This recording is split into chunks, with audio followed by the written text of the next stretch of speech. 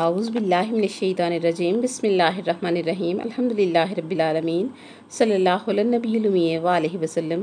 السلام علیکم ورحمۃ اللہ وبرکاتہ۔ جی جناب، کیسے ہیں ہمارے مہکتے ہوئے قافلے کے تمام ساتھی؟ الحمدللہ روز بروز ہر ذی عقل اور شعور بندہ اس پلیٹ فارم سے قرآن آیات کے وسیلہ سے ہدایت اور رہنمائی پا رہا ہے، اور اپنی دنیا اور آخرت سنوارنے کی طلب رکھنے والا ہر دل اور ہر روح یہ عقیدہ قرآنی سمجھ چکی ہے کہ ایمان و عمل صالحات کے باوجود بھی قرآن نبی صلی اللہ علیہ وسلم کی شان بتا رہا ہے کہ میرا رسول اپنے ماننے والوں کو اور اپنی اتباع کرنے والوں کو ظلمات سے نکال کر نور کی طرف لاتا ہے، یعنی آمنو و عملوا الصالحات سے توحید و رسالت کی گواہی پوری ہوتی ہے، اور ان دونوں گواہیوں کو تحفظ فراہم کرتی ہے علی ولی اللہ کی گواہی۔ سبحان اللہ۔ اسی یاد دہانی کو ہم نے پچھلی گفتگو میں سمجھا بھی، اور ہم اپنے عقیدہ میں راسخ بھی ہوئے کہ توحید و رسالت اور امامت کی گواہیوں کا عہد لے کر رب العزت نے اپنے بندوں کو یاد دہانی کرانے کے لیے انبیاء کرام کا سلسلہ چلایا، اور اپنے محبوب اور آخری نبی جناب محمد رسول اللہ صلی اللہ علیہ وسلم کے لیے بھی قرآن میں ارشاد فرمایا، قد انزل اللہ علیکم ذکرا رسولا یتلو علیکم آیات اللہ مبینات لیخرج الذین آمنوا وعملوا الصالحات من الظلمات الی النور۔ سبحان اللہ۔ آج کی گفتگو بھی پچھلی گفتگو سے ہی پیوستہ ہے۔ رب العزت نے چھٹا پارہ سورہ المائدہ کی آیت نمبر 12 میں جو ہے وہ ارشاد فرمایا، وَلَقَدْ أَخَذَ اللَّهُ مِيثَاقَ بَنِي إِسْرَائِيلَ وَبَعَثْنَا مِنْهُمُ اثْنَا عَشَرَ نَقِيبًا وَقَالَ اللَّهُ إِنِّي مَعَكُمْ لَئِنْ أَقَمْتُمُ الصَّلَاةَ وَآتَيْتُمُ الزَّكَاةَ وَآمَنْتُمْ بِرُسُلِي وَعَزَّرْتُمُوهُمْ وَأَقْرَضْتُمُ اللَّهَ قَرْضًا حَسَنًا لَأُكَفِّرَنَّ عَنْكُمْ سَيِّئَاتِكُمْ لَأُدْخِلَنَّكُمْ جَنَّاتٍ تَجْرِي مِنْ تَحْتِهَا الْأَنْهَارُ فَمَنْ كَفَرَ بَعْدَ ذَلِكَ مِنْكُمْ فَقَدْ ضَلَّ سَوَاءَ السَّبِيلِ۔ اللہ اکبر۔ ترجمہ سے پہلے میں اور آپ جان لیں کہ سورہ مائدہ نزول قرآن کی ترتیب کے لحاظ سے آخری صورت ہے۔ اس کے بعد قرآن کی تنزیل بند ہو گئی تھی، اور اللہ کریم نے اسی صورت میں اعلان قدیر کا بھی تذکرہ فرمایا ہے۔ اس موقع پر جو آیت نازل ہوئی اس میں رب العزت نے ارشاد فرمایا، بلغ ما انزل الیک من ربک۔ اللہ اکبر۔ کہ میرے محبوب صلی اللہ علیہ وسلم، جو آپ کے رب کی طرف سے آپ پر نازل ہو چکا ہے وہ پیغام پہنچا دیں۔ اور اگر آپ نے علی علیہ السلام کی ولایت کا اعلان جاں فضا نہ سنایا اور پہنچایا تو آپ نے کچھ بھی نہیں پہنچایا۔ فما بلغت رسالتہ کی جو آواز ہے وہ اس آیت میں لگائے گی۔ اگر یہ انداز اللہ کریم کا اپنے محبوب صلی اللہ علیہ وسلم کے لیے ہے تو پھر مومن کو بھی سمجھ لینا چاہیے کہ اگر عقیدہ میں علی علیہ السلام کی ولایت نہیں ہے تو پھر سب کچھ پا کر بھی کچھ نہیں پایا۔ اس صورت کی آیت میں رب نے تکمیل دین کا اعلان فرمایا اور الیوم فرما کر واضح کر دیا کہ یہ ایسا عہد ہے کہ جو حاضر موجود عہد ہے۔ رسول پاک صلی اللہ علیہ وسلم نے تمام صحابہ اکرام کے سامنے فرمایا کہ اللہ فرماتا ہے، میں نے علی علیہ السلام کی ولایت کی وجہ سے تمہارا دین تمہارے لیے کامل کر دیا ہے، اور اسی علی علیہ السلام کی ولایت کی وجہ سے میں نے اپنی نعمتوں کے خزانے میں سے ہر نعمت تم پر تمام کر دی ہے، اور اسی علی علیہ السلام کی ولایت کی وجہ سے میں دین کو اسلام کہنے سے راضی ہو گیا ہوں۔ سبحان اللہ۔ معلوم ہوا اللہ راضی ہی اس عمل سے یعنی ولایت علی علیہ السلام سے ہوتا ہے۔ اور اللہ کریم نے جب انبیاء سے میثاق لیا اس وقت کوئی بھی دین اور شریعت نہیں تھا۔ اللہ کریم نے میثاق لیا، اور میثاق اور عہد میں فرق ہوتا ہے۔ عہد صرف وعدہ ہوتا ہے جو دونوں طرفین میں معاہدہ ہوتا ہے، مگر میثاق قرآن کی روح سے وہ وعدہ ہوتا ہے جس میں اللہ ہو کر بھی قسم اٹھواتا ہے۔ اللہ کریم نے نبیوں سے بھی قسم اٹھوائی کہ میرے چنے ہوئے خاندان تطہیر کو منواؤ گے، قسم اٹھوا کر نبیوں سے منوایا، اور پھر انہیں نبوت کا عہدہ جو ہے وہ عطا فرمایا۔ 1.25 لاکھ نبی قسم کھا رہے ہیں کہ نہ صرف ہم خود مانیں گے بلکہ اپنی قوموں سے بھی منوائیں گے۔ یہی وجہ ہے کہ سب نبی اپنی امت سے یہی کہتے تھے کہ اے میرے امتیو، اس خاندان کو پہلے مانو، پھر بعد میں ہمیں ماننا۔ ہر نبی کہتا رہا کہ جب تک ہم نے ان کو نہیں مانا ہمیں نبوت نہیں ملی، تو ان کو مانے بغیر تمہیں جنت کیسے ملے گی؟ یہی فرق ہے نبیوں میں اور اس خاندان تطہیر میں کہ نبیوں کو علم ملا ان کی امتوں کے مطابق، اور اس خاندان کو اللہ کریم نے جتنا علم دیا توحید کی ضرورت کے مطابق عطا فرمایا۔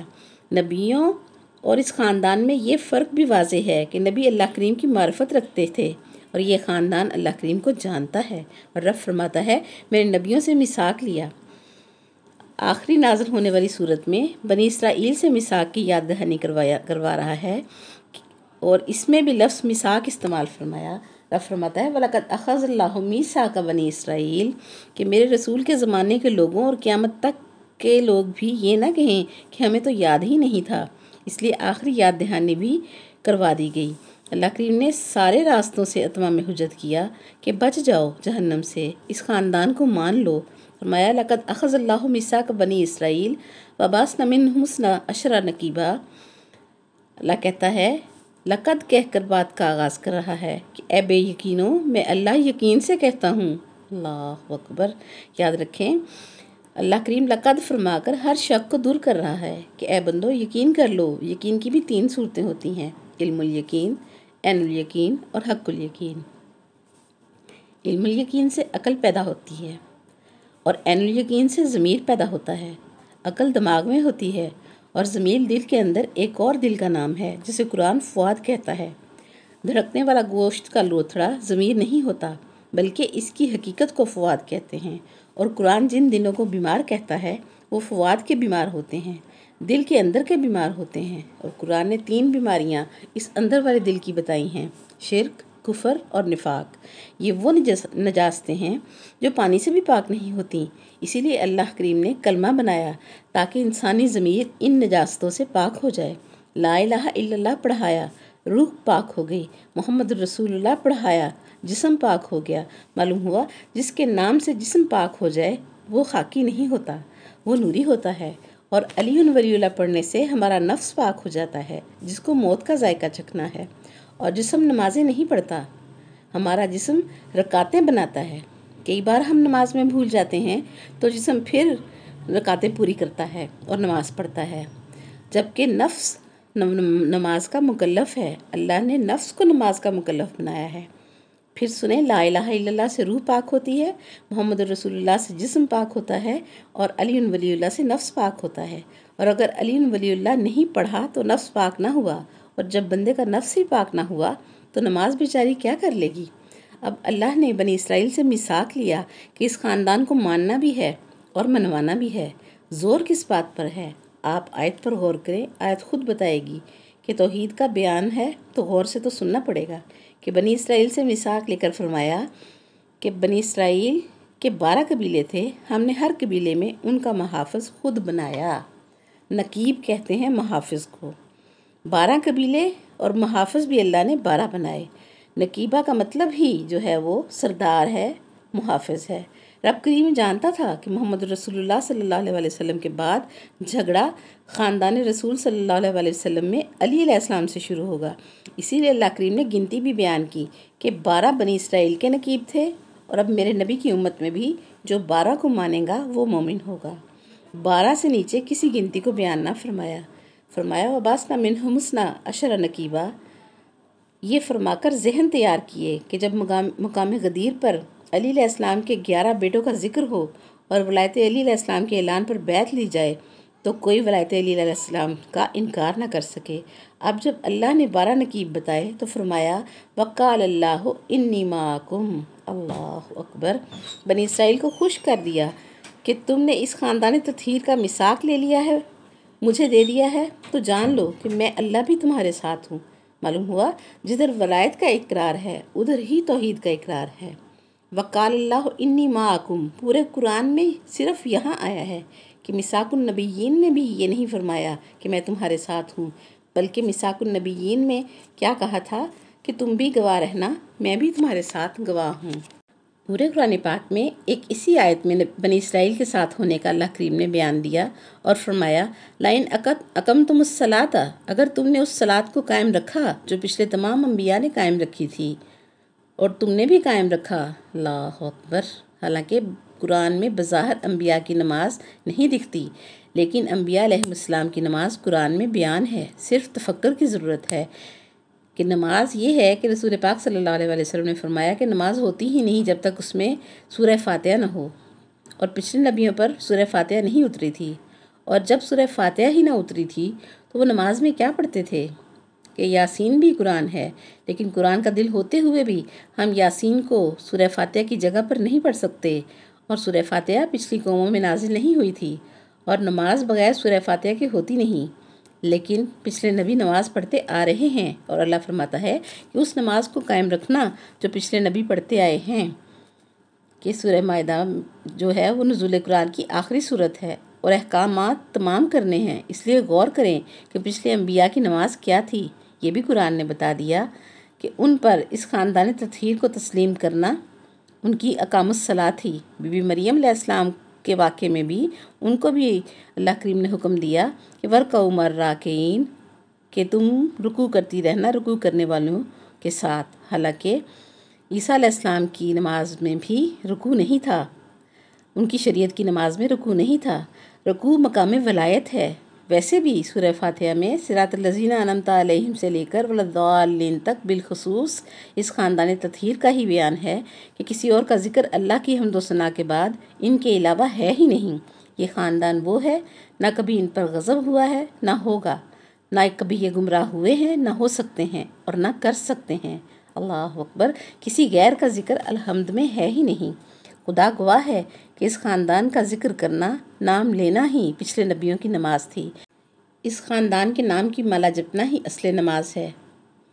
پہلا نام آقا و مولا محمد رسول اللہ صلی اللہ علیہ وآلہ وسلم کا، دوسرا بی بی فاطمہ الزہرا سلام اللہ علیہا سیدۃ النساء العالمین کا، پھر بلا فصل مولا علی امیر المومنین کا، اور پھر مولا حسن پاک حسین پاک سے لے کر امام مہدی علیہ السلام تک ان کے نام پڑھتے اور ایک ہی سجدہ کرتے اور ان کی نماز مکمل ہو جاتی۔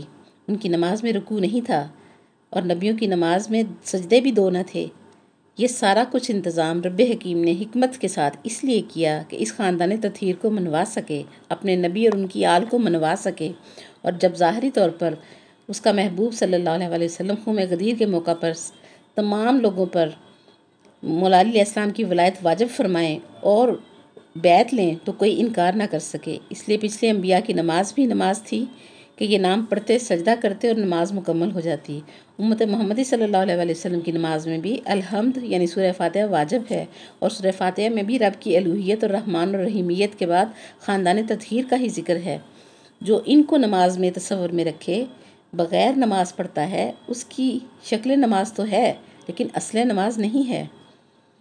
اب درود ابراہیمی پڑھنے کا حق ادا ہوگا کہ نبی صلی اللہ علیہ وآلہ وسلم کے آباء و اجداد پر بھی درود ہے اور نبی صلی اللہ علیہ وآلہ وسلم کی آل پر بھی درود ہے۔ ان خاندان تطہیر کا نام لینا نبیوں کی نماز تھی، اور ہماری نمازوں میں ان کا ذکر نہ ہو تو ہماری نماز کہاں جائے گی؟ خدا کے لیے نمازیں ضائع نہ کریں، ان کی گواہیاں دیں، اور لئن اقمتم الصلاۃ کے بعد فرمایا وآتیتم الزکوٰۃ، اور زکوٰۃ دیتے رہو۔ ان نبیوں کے زمانوں میں نصاب زکوٰۃ بنا ہی نہ تھا، یہاں رقم دینا واجب نہ تھا، بلکہ مولا علی علیہ السلام کی امامت کی معرفت لوگوں کو دینا تھی، اور جو ان کے ذکر کو سے کراہت اختیار کرتے ان سے برات کا اعلان کرنا جو ہے وہ زکوٰۃ تھی۔ ان کے پہچان، ان کے فضائل، ان کا عرفان، ان کی صفات، ان کے کمال جہاں ہو سکے بیان کریں، اور جو ان کا ذکر نہ سنیں ان سے علیحدگی اختیار کریں، اور اس ذکر کو جو دین کی بنیاد نہ سمجھے ان سے تبرہ کا اظہار کریں۔ آج بھی زکوٰۃ دینا یہی ہے، کیونکہ ہر بندہ نماز تو پڑھ سکتا ہے، ہر بندہ صاحب نصاب نہیں ہوتا، زکوٰۃ ادا نہیں کر سکتا، لیکن میرے رب نے قرآن میں دونوں حکم اکٹھے دیے ہیں، وَأَقِیمُوا الصَّلَاةَ وَآتُوا الزَّکَاۃَ۔ اللہ اکبر، پہلے انبیاء کی زکوٰۃ ہی یہی تھی، پھر فرمایا وَآمَنْتُمْ بِرُسُلِی۔ اب تیسرے نمبر پر رب فرماتا ہے کہ میرے رسولوں پر بھی ایمان لانا معلوم ہوا۔ رسولوں کی ڈیوٹی تھی پہلے اس خاندان تطہیر کو منوانا، پھر اپنی رسالت کو منوانا۔ پھر فرماتا ہے او بنی اسرائیل وَعَزَّرْتُمُوہُم، ان کو دل سے ماننا، ان کی عزت کرنا، زبانی اقرار نہ کرنا۔ اللہ اکبر، پھر فرمایا وَأَقْرَضْتُمُ اللَّهَ قَرْضًا حَسَنًا، اور بنی اسرائیل ان کے کمالات اور فضائل بیان کر کے تم مجھے مقروض کر لو، مجھ اللہ کو قرض حسنہ دو۔ اللہ اکبر، ایسا قرض حسنہ جس کی واپسی لازمی ہے۔ ساری دنیا میں جو بھی اس خاندان تطہیر کا ذکر کرتا ہے، فضائل اور مناقب بیان کرنے اور سننے سنانے کا اہتمام کرتا ہے، جو بھی خرچ کرتا ہے وہ رب کو قرض حسنہ دیتا ہے۔ سبحان اللہ۔ آگے رب العزت ارشاد فرماتا ہے لَأُكَفِّرَنَّ عَنْكُمْ سَيِّئَاتِكُمْ وَلَأُدْخِلَنَّكُمْ جَنَّاتٍ تَجْرِي مِنْ تَحْتِهَا الْأَنْهَارُ فَمَنْ كَفَرَ بَعْدَ ذَلِكَ مِنْكُمْ فَقَدْ ضَلَّ سَوَاءَ السَّبِيلِ۔ رب کہتا ہے تم اگر ایسا کرو گے، مجھے قرض حسنہ دو گے تو میں ضرور تم سے تمہاری برائیاں دور کر دوں گا، اور میں ضرور تم کو ایسے باغات میں داخل کروں گا جن کے نیچے سے نہریں چلتی ہوں گی۔ پھر رب نے آیت کے آخر میں ارشاد فرمایا فَمَنْ كَفَرَ بَعْدَ ذَلِكَ، اللہ اکبر، جس نے اس میثاق کے بعد بھی تم میں سے کفر کیا، منکم فقط ضل سواء السبیل، تو پھر وہ بندہ سیدھے راستے سے بھٹک گیا، دور کی گمراہی میں چلا گیا۔ آج کے لیے اتنا ہی، وآخر دعوانا الحمدللہ رب العالمین، سبحانک اللہم و بحمدک ونشہد ان لا الہ الا انت نستغفرک ونتوب الیک۔ السلام علیکم ورحمۃ اللہ وبرکاتہ۔